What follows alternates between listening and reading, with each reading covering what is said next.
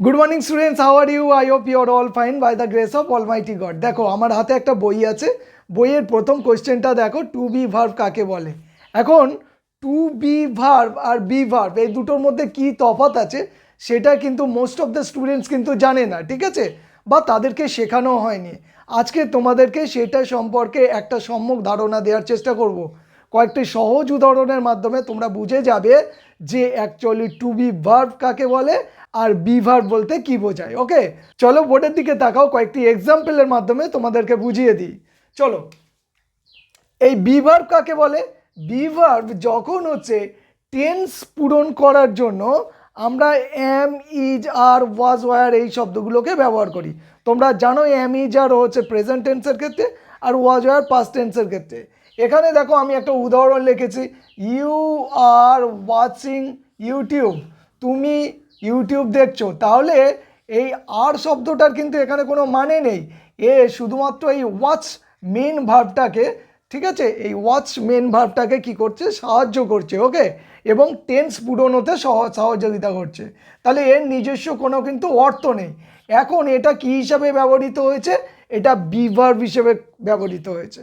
তাহলে কখন আমরা টু বি ভার্ব হিসেবে ব্যবহার করব? দেখো, টু বি ভার্ব হতে গেলে এই রকম উদাহরণে চলে আসো। দেখো, হি ইজ ডক্টর, সে হয় ডাক্তার। এখানে দেখো হয় বলেছে, এখানে এক্সট্রা ইজ ছাড়া আর কোনো কিন্তু এরকম মেন ভার্ব নেই, অর্থাৎ এ নিজেই মেন ভার্ব হিসেবে কাজ করছে।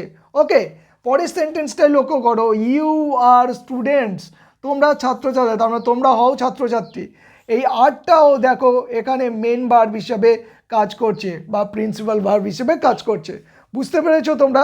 তো তোমরা এরকম you are students, you are doctor, you are farmer, he is cobbler, she is singer, she is dancer, এরকম তোমরা অনেক সেন্টেন্স পাবে যেখানে এম, ইজ, আরকে তোমার কি করা হয়েছে না মেইন ভার্ব হিসাবে ব্যবহার করা হয়েছে, অর্থাৎ তারা মেইন ভার্বের মতো কাজ করছে।